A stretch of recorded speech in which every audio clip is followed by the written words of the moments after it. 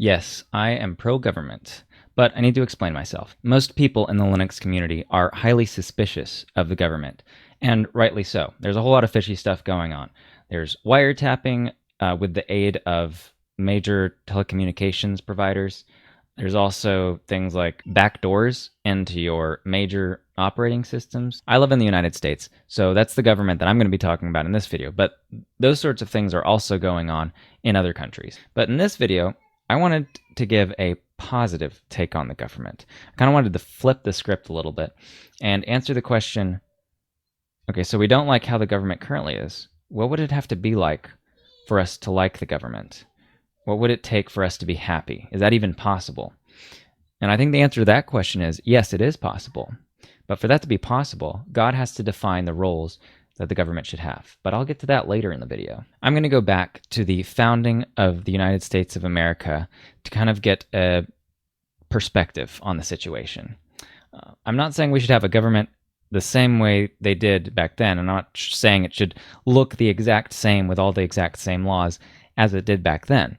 But they had a good philosophical basis on which they used to design their government. And that philosophical basis is what I want to talk about in this video. Back in the 1700s in the US, the society had a whole lot more grown-ups. There weren't massive corporations who employed high-paying individuals to sit at their desk watching YouTube for a paycheck. Instead, there were farmers, individuals, and families who made a living either via subsistence farming or by creating goods and services to trade with others. Now, if you're spending 14 hours per day trying to keep your crops going to ensure that you can feed your family, you're just less likely to go out with picket signs and protest that the government isn't paying for your nephew's college tuition.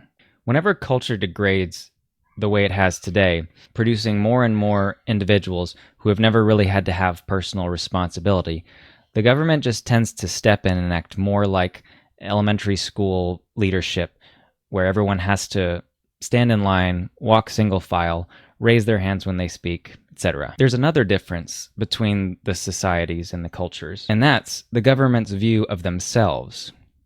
If a soccer referee doesn't think that it's his job to clean the bathroom of the home coach's house, he probably won't do it.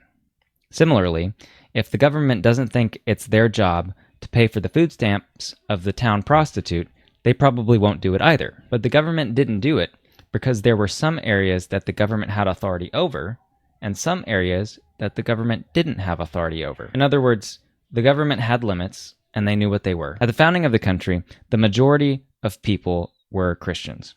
Now, whether or not you call a deist a Christian is up to debate, and whether or not everyone who said they were a Christian, really believed in God, that's also up for debate.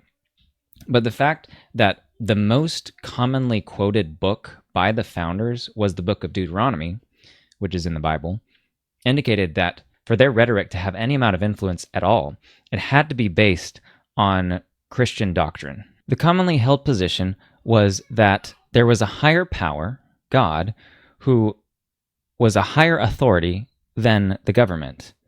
And since God was a higher authority than the government, there were areas in people's lives that the government did not have authority over. God was able to define, the boundaries of the government, what a government could do and couldn't do. And there were a lot of things the government couldn't do. What were those things that the government couldn't do? What areas did the government not have authority over? So the founders believed that God was the one who gave rights to humans.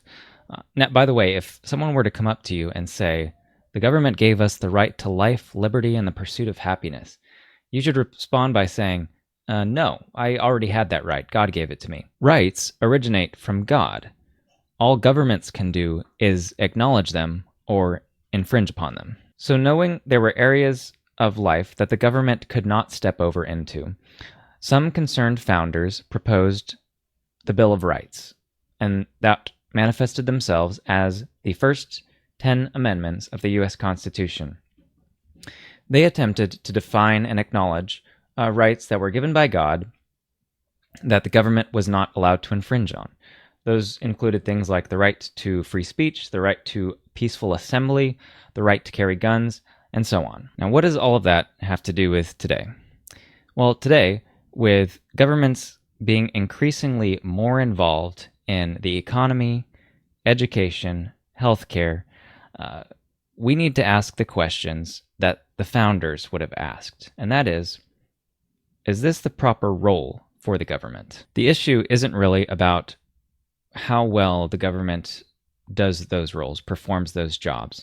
The question is really about whether or not it's the government's role at all to be performing those tasks. And if we ask the original, unbiased third party, God, whether or not the government should be performing these tasks, we'll probably find that in most cases, the government is really more acting like the soccer referee who is also paying the team's dentist bills, managing their family's finances, and teaching their kids how a family ought to operate. To sum it all up, I am pro-government as long as the government is performing the job that it's supposed to perform.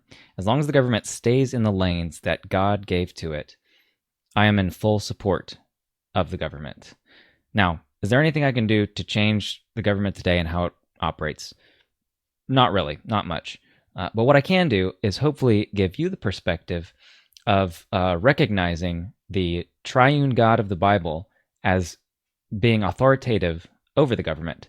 And I certainly hope that you do.